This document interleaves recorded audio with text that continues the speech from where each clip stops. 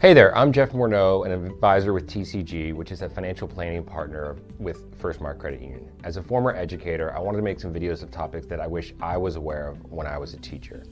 I'm really excited to review today's topic because I think this is one of the most, if not the most important topic for members of TRS.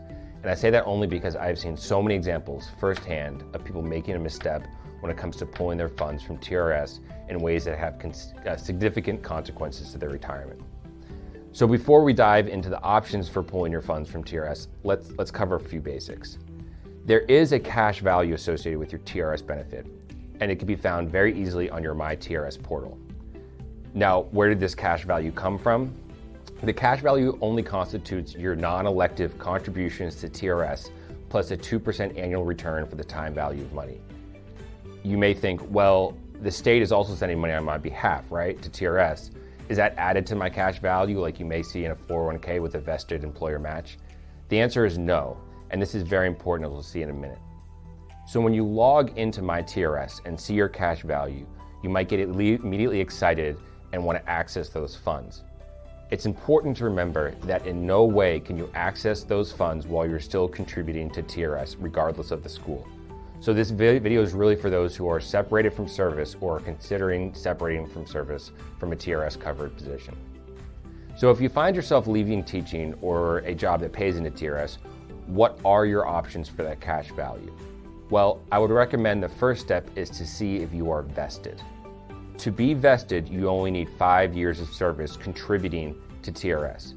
And if that's the case for you, then you are eligible to receive your monthly TRS benefits at age 65. In fact, right now you're looking at a former educator with 10 years of service credit in TRS who hasn't touched their cash value with the intention of pulling the pension at 65. Now, from the time I left teaching until 65, will inflation do the purchasing power of my pension, as there is no cost of living adjustments? Well, it's probably substantially reduce it. However, still receiving a monthly guaranteed income stream as a component of your retirement might be an option you want to consider if you are vested at 5 or more years. And how about if you are not vested, or you would rather take your money from TRS? Well, the next question you want to ask yourself, and this is a really, really important question, is there any chance you may return to teaching or any job that pays into TRS? I cannot stress the importance of this consideration enough, as it can be a huge mistake to pull your funds from TRS if you plan on returning later. And why is that? Because you will have to start over with 0 credits, may be subjected to new rules, and worst, not even be fully aware that this is the case. It's not uncommon for a teacher who left the industry to, say, raise a kid or take a break because they're burnt out, find out that instead of 30 years of credits in TRS, they only have 10 since they pulled their funds when they left and they never bought those years back. And in this case, they would not be receiving 69% of their top 5 wages, but only 23%, which you can imagine can be super heartbreaking. And worse yet is how many people withdraw funds from their TRS. Remember, TRS is a pre-tax retirement plan, which means it's not only taxable income as cash, but also subjected to a 10% early withdrawal penalty if you're under 59.5. So let's say you're in the 22% tax bracket in your 40s, and you see 50K in cash value. If you actually take it as cash between taxes and penalties, you could only net around $34,000 while surrendering your pension completely. Now, there is another option. You could roll those funds into a pre-tax retirement account like a pre-tax IRA. In this case, there would be no tax or penalty, although you still wouldn't be able to access those funds penalty-free until you're 59.5. You would have far more robust investment options in an IRA as well compared to the 2% annual return in TRS. So for those who are not vested or want to surrender their pension to invest the cash, rolling your cash value to an IRA is far superior option than taking it as taxable and penalized distribution. So you might be asking, well, if I do leave and come back, I can just buy those years back, right? Yes, you can. Prior years of service are a qualifying event to buy service credits. However, they're not cheap, and while you will have to pay interest on those years as well. If you find yourself in this situation and want to know how much those years would be, I highly suggest you contact TRS directly, as each has a unique situation and a unique cost.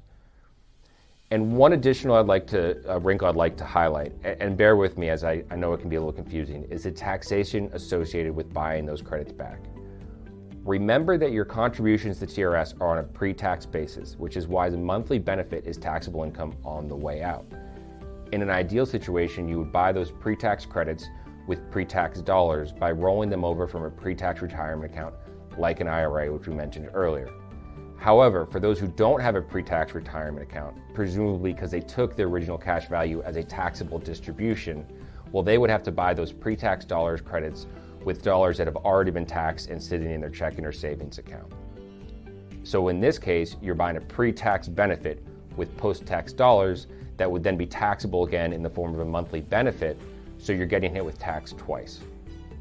And one last point, which I think highlights the benefit of TRS, is how quickly most TRS recipients burn through their cash value when receiving their monthly benefit. So let's say, for instance, a retiree has a cash value in their TRS of $120,000, while their monthly benefit is just $3,000. When they retire, the monthly benefit would come first from that cash value. If they were to pass away before that $120,000 is exhausted, in this case 40 months, their beneficiaries would get the remainder of the cash value. So one way or another, you or your estate will get your contributions back. We often see people hit this inflection point where they've depleted their cash value around year 3 or 4. I highlight that because it shows the importance of the state match, the pooled fund that would then pay out the remainder of your payments. In the previous example, if that retiree lived to 20 years in retirement, he or she would be living over 16 years on the government fund. I highlight this because when you pull your funds from TRS, you are only pulling your contributions and closing the door on being able to access that pooled fund. So as you can see, the decision of if and how to pull your funds from TRS can have major consequences down the line. I highly suggest you speak with an advisor before making any decision. And if you have any questions or need further guidance, our team is here to assist you. Visit tcgservices.com/telewealth to book a one-on-one meeting with a retirement planning specialist today.